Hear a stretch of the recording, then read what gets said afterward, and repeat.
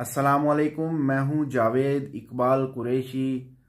Viewers, आज की video में मैं आपको पाकिस्तानी इस्टेब्लिशमेंट की जो इस वक्त मौजूदा हालत है उस बारे में बताऊंगा। उन पर क्या बीत रही है, कैसी कशमकश में वो फंसे हुए हैं, क्या सिचुएशन है जो उन पर बीत रही है। तो आज की वीडियो में मैं आपको बताऊंगा कि पाकिस्तानी इस्टेब्लिशमेंट की जर्नैलों की क्या हालत हुई पड़ी है। इसको समझाने के लिए मैं आपको एक मिसाल भी बताऊंगा और मिसाल दुरुस्त भी करवाऊंगा। क्योंकि ये वो मिसाल है जो हमेशा गली मोहल्लों में, घरों में ज़बान ज़द-ए-आम ये मिसाल दी जाती है, लेकिन वो चंद अल्फाज उस मिसाल में गलत इस्तेमाल करते हैं। असल में वो मिसाल क्या है और वो मिसाल देने के बाद आपको पाकिस्तानी इस्टेब्लिशमेंट की जो हालत है वो खुद समझ आ जाएगी। अच्छा, तो वो मिसाल कुछ ये है कि धोबी का कुत्ता, ना घर का ना घाट का। आप कोई भी सिचुएशन ऐसी में फंस जाए जहां पर ना आप आगे जाने जोगे ना पीछे रहने जोगे, तो आप ये मिसाल देते हैं जी, धोबी का कुत्ता, ना घर का ना घाट का। यानी कि ना मैं अब वापस जा सकता हूं ना आगे जा सकता हूं, ऐसी सिचुएशन में फंस चुका हूं। तो असल में ये मिसाल है धोबी का कतका, ना घर का ना घाट का। अब ये कतका जो है, इसको लोगों ने गलत बोल बोल कर कुत्ता बना दिया है, हालांकि असल लफ्ज है कतका। ये कतका क्या है कि देखें, एक धोबी था। मैं अब आपको ये जहां से ये मिसाल बनी है वो मैं आपको बताता हूं, फिर आपको इस मिसाल क्यों दी, एस्टेब्लिशमेंट की सिचुएशन खुद समझ आ जाएगी। एक धोबी था, वो बड़ी दूर ना जाया करता था कपड़े धोने के लिए। उसके घर से काफी दूर था धोबी घाट। तो वो जाया करता था। एक तो वो कपड़ों की जो वो लफ्ज है पंड, कपड़ों की वो पंड उठाया करता था खासी भारी, और ऊपर से उसने एक वो कपड़े धोने वाला डंडा जो होता था वो उठाया होता था, वो भी काफी भारी होता था। तो वो जाता था धोबी घाट चलकर, काफी लंबा सफर तय कर कर वो कपड़े धोता था। फिर उनको उधर से वापस लेकर जब आता था तो वो मजीद, जाहिर आपको मालूम है कि कपड़े गीले होते थे, कुछ सूखे होते थे, उनका वजन भी ज्यादा होता था। तो वो जो कपड़े धोने वाला जो डंडा है, सोटा है, वो भी उठा के, तो वो काफी तंग आया हुआ था। उसने ऐसा किया, उसने कहा जो मैं कर सकता हूं वो तो करूँ ना। तो उसने ऐसा फैसला किया जी, मैं ऐसा करता हूं कि धोबी घाट के करीब ना रास्ते में एक ऐसी जगह मैं तलाश करता हूं जहां मैं अपना वो कपड़े धोने वाला जो वो डंडा है, जो जो कतका है, असल लफ्ज ये डंडा कतका है, जिसको कपड़े धोने वाला सोटा कहा जाता है, डंडा कहा जाता है, वो उसको असल में कतका कहते हैं। तो धोबी ने सोचा चलो मैं अपना जो कतका है, कपड़े धोने वाला सोटा है, उसको रास्ते में धोबी घाट के करीब जो है वो छुपा जाता हूं, ताकि एक वजन तो कम हो ना। तो फिर कपड़े ले जाऊंगा, जो मैं कर सकता हूं वो मैं करता हूं। लोगों के कपड़े तो नहीं रास्ते में छोड़ सकता, अगर चोरी हो गए तो मसला होगा। इस डंडे को मैं छुपा जाता हूं, रख जाता हूं, कोई लेगा भी नहीं, इतनी जरूरी चीज भी नहीं है। तो अगर चोरी भी हो गया तो कोई मसला नहीं है, मैं नया ले लूंगा, और जब तक ना चोरी हुआ तो मेरा कम से कम वजन घटेगा।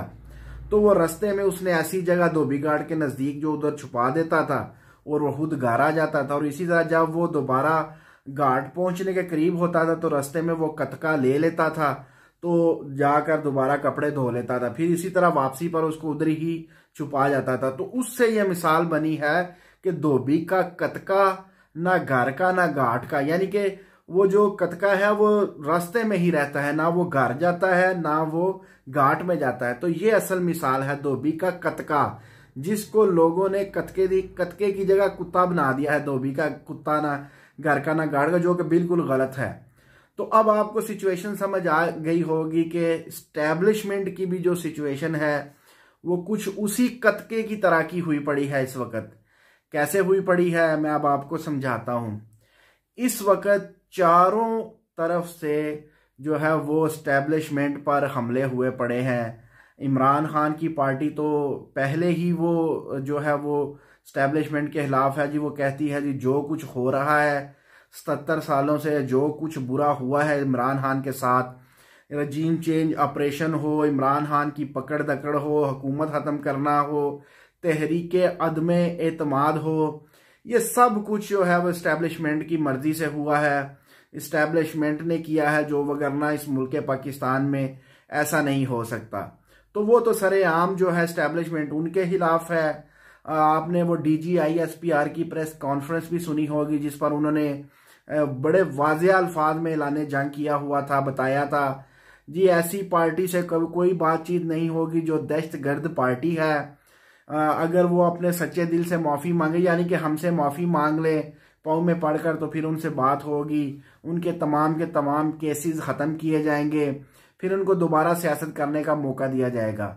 मैं आज इस पर बात नहीं करूंगा, लेकिन मैं आपको इस्टेब्लिशमेंट की सिचुएशन समझाऊंगा, ठीक है।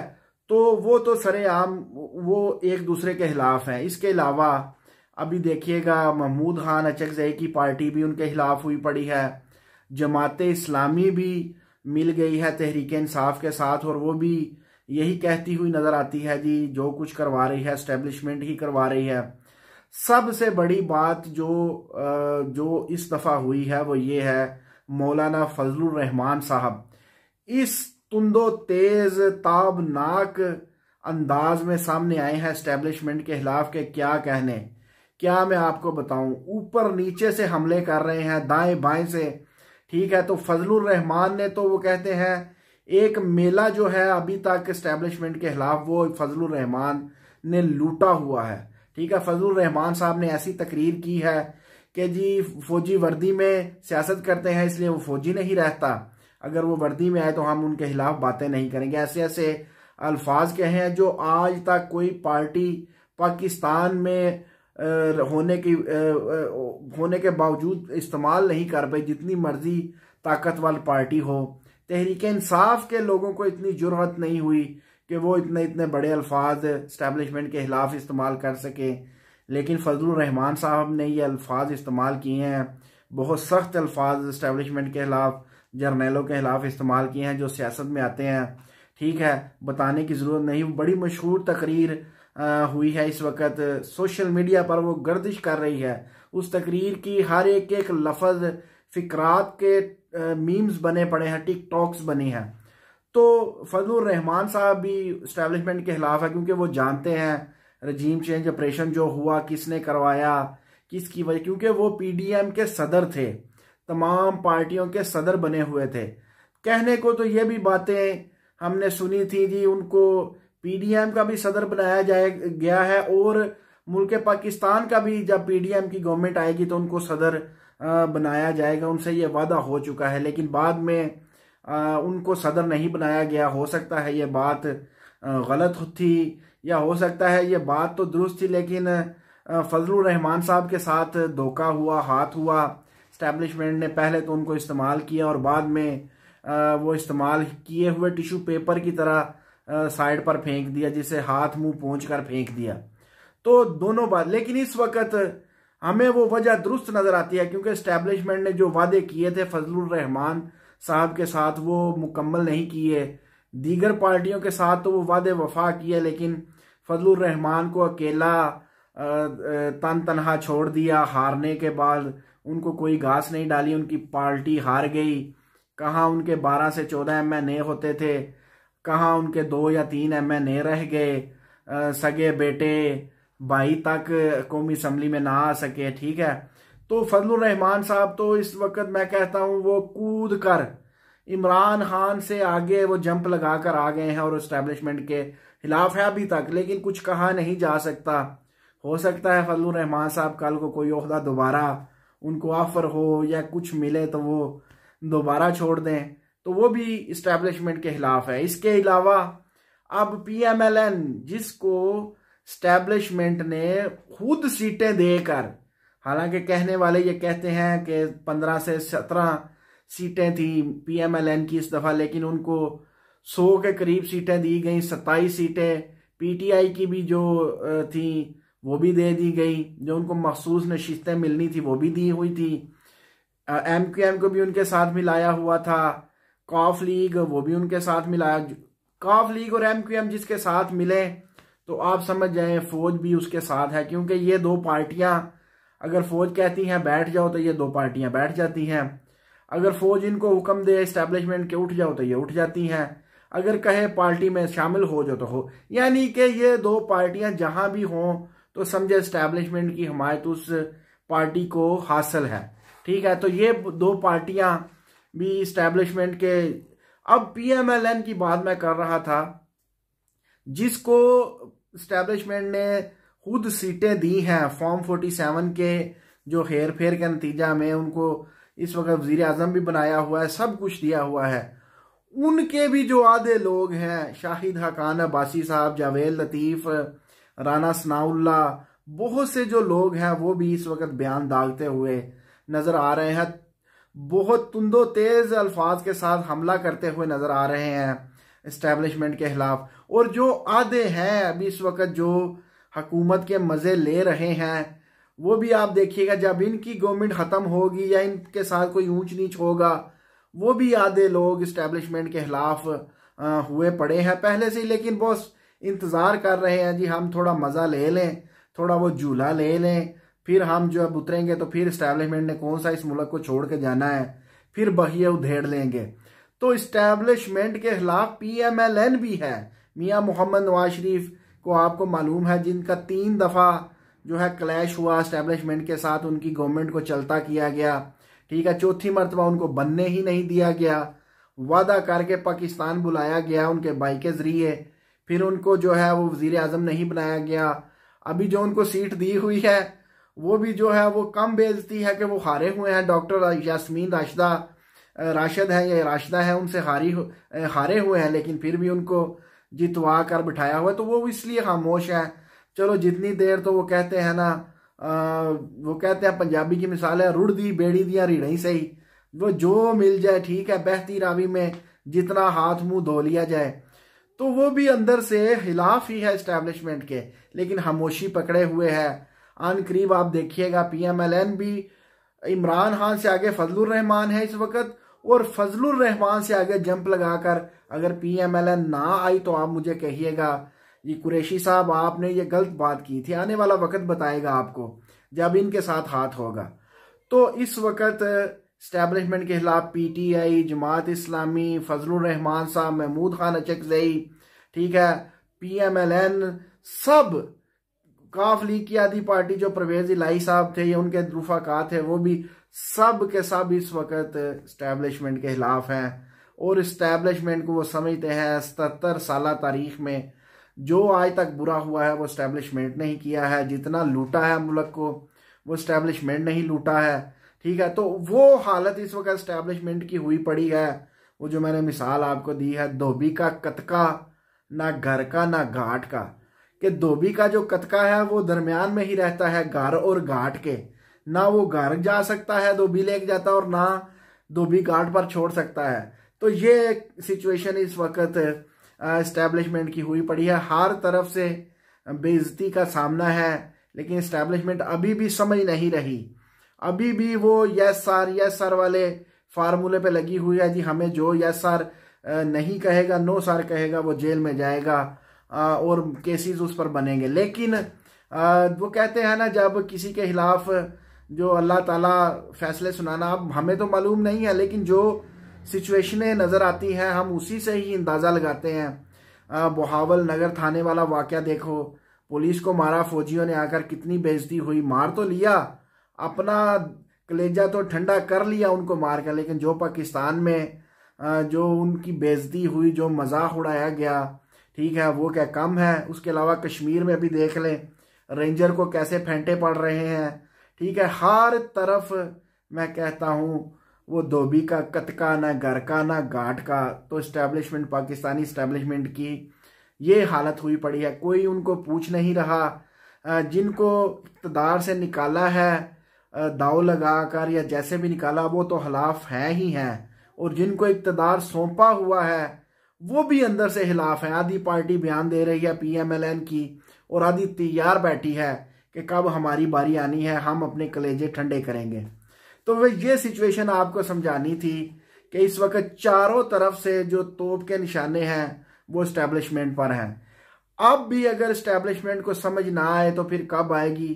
खुदारा अब भी उनसे इल्तिजा है कि आप सियासत को अलविदा कहें, जिसको जितना मैंडेट मिला है उतना दें, जजों से गलत फैसले ना करवाएं, ब्लैकमेल करके उनकी वीडियोस बनवाकर उनको दिखाकर उनके बीवी बच्चों को आदम सवाती की तरह, ठीक है, जिसका जितना मैंडेट है उसको दिया जाए और खुद सियासत को अल्लाह हाफिज करें।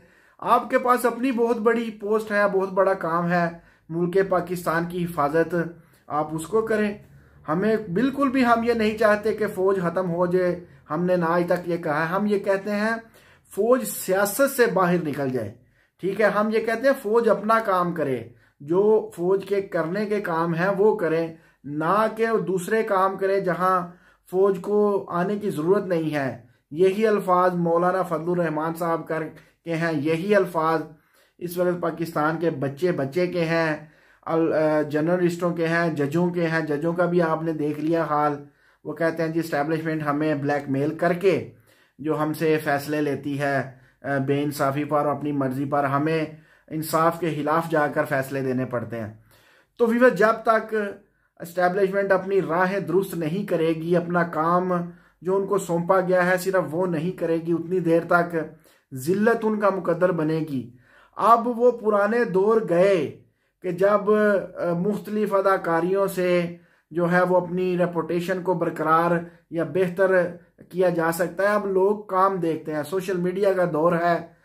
पाकिस्तान में ही सिर्फ सोशल मीडिया नहीं है, Pakistani America, Canada, Spain, Europe, England सब जगह बैठे हुए हैं, कहाँ कहाँ बैठे हुए हैं, नॉर्वे, डेनमार्क। तो वहां से फिर तनकीद आती है। स्टैब्लिशमेंट पाकिस्तान के सोशल मीडिया को तो कंट्रोल कर सकती है, लेकिन वो क्या पूरी दुनिया के सोशल मीडिया को तो कंट्रोल नहीं ना कर सकती। तो इसलिए बेहतर यही है कि आप सोशल मीडिया को कंट्रोल करें, उनको मारें, धमकाएं। बच्चों को जो आपके खिलाफ टिकटॉक्स बनाते हैं, जो आपके खिलाफ खबरें बनाते हैं, मीम्स बनाते हैं, मजाहिया चुटकुले बनाते हैं, आप उनको पकड़ें, आप खामोश हो जाएं, ठीक है, और अपना दामन जो है वो झाड़ कर सियासत से बाहर निकले, किनारा कशी अख्तियार करें। तभी आपकी जो बची कुची रेपुटेशन है, इज्जत है, वो बाकी रह पाएगी और मजीद दिन ब दिन बेहतर होगी। वगरना आप पस्ती की तरफ जाएंगे और अल्लाह ना करे श्रीलंका जैसा हाल या टर्की जैसा हाल आपका हो, आवाम गलियों में आकर आपको पत्थर मारे, आप पर जो है वो आग फेंके, पेट्रोल वाली बोतलें फेंके, ठीक है। अगर आप संभले नहीं, अब भी बाज ना आए, तो आपका हाल यही होगा। खुदारा खुद भी अपनी इज्जत रहने दे और पाकिस्तानियों की भी इज्जत रहने दे, क्योंकि जब आपकी बेइज्जती होगी, अवाम आप पर चढ़ दौड़ेगी, तो फिर बेइज्जती पाकिस्तानियों की भी होगी। आप खुद ही सियासत को जो है अल्लाह हाफिज कहें और हट जाए, ठीक है, और इस सिचुएशन से निकलें। धोबी का कतका, ना घर का ना घाट का, ना आप किसी एक पार्टी को जो है वो बैक करें, ना किसी दूसरी पार्टी को साथ हाथ करें, आप सबको न्यूट्रल छोड़े। और ध्यान रखें कोई लूटे ना कोई फौजी जर्नैल लूटे और ना कोई सियासतदान लूटे और ना कोई जज गलत फैसला दे। इंशाअल्लाह ताला इस इकदाम की वजह से मुल्क जो है वो बेहतर होगा, दिन ब दिन बेहतरी की तरफ जाएगा और आप इस सिचुएशन से भी निकल जाएंगे कि अब मैं क्या करूं, PMLN का साथ दूं तो दूसरे नाराज, दूसरों का साथ दूं तो PMLN नाराज, इन दोनों का साथ ना छोड़ूं तो दोनों नाराज, दोनों का साथ दूं तो अवाम नाराज। तो इस सिचुएशन से आपको निकलना पड़ेगा। आप सबको उनके हाल पर छोड़ दें, किसी को ना जितवाएं और किसी को ना हरवाएं, तो इंशाअल्लाह ताला अवाम दोबारा आपकी उतनी ही इज्जत करेगी जितनी वो माजी में किया करती थी। माजी में बेशक आप जो मर्जी किया करते थे, लेकिन लोगों को ये इल्म नहीं था कि आप सियासत में इतने इन हैं, ठीक है। तो अवाम उसी तरह भूल जाएगी और आपकी दोबारा इज्जत करेगी, आपको सर माथे पर, आंखों की पलकों पर बिठाएगी, आप पर दोबारा फूलों की बरसात हुआ करेगी, फूल निछावर होंगे जहां से आप गुजरेंगे, ना कि अवाम पत्थर बरसाएगी या लाठियां बरसाएगी या गालियां बकेगी या सोशल मीडिया पर आपका मुहासरा होगा। तो खुदारा खुद भी बचें शर्मिंदगी से और पाकिस्तानी अवाम को भी पूरी दुनिया के सामने शर्मिंदा होने से बचाएं, ठीक है। अपना भी ख्याल करें और हमारा भी ख्याल करें, इस मुअज़्ज़ज़ इदारे का ख्याल करें। खुदारा आपने तो चले जाना है 3 साल के बाद, तो दोबारा जो नया आएगा वो क्या करेगा, वो भी तो बेहतरी की तरफ जाना चाहिए। तो वह ये थी हमारी मुख्तसर सी वीडियो जिसमें हमने आपको इस वक्त एस्टेब्लिशमेंट की जो सिचुएशन है वो बतानी थी। उम्मीद करता हूं आपको बेहतर समझ आ गया होगा कि हर तरफ से कैसे उन पर वार हो रहे हैं। पूरी दुनिया तो खिलाफ थी ही थी, उन्होंने अपनी अवाम को भी अपने खिलाफ किया हुआ है, सियासतदानों को भी अपने खिलाफ किया हुआ है। इंशाअल्लाह ताला नेक्स्ट वीडियो में आपकी खिदमत में हाजिर होंगे, आपको मज़ीद बताएंगे क्या इस्टेब्लिशमेंट की सिचुएशन बेहतर हुई है या मज़ीद वो बुरी हुई है, पस्ती पर गई है, धोबी का कतका ना घर का ना घाट का, क्या वही सिचुएशन बरकरार है या चेंज हुई है। अपना खास ख्याल रखिएगा। अल्लाह हाफ़िज़ नासिर। अस्सलामु अलैकुम व रहमतुल्लाहि व बरकातुहू।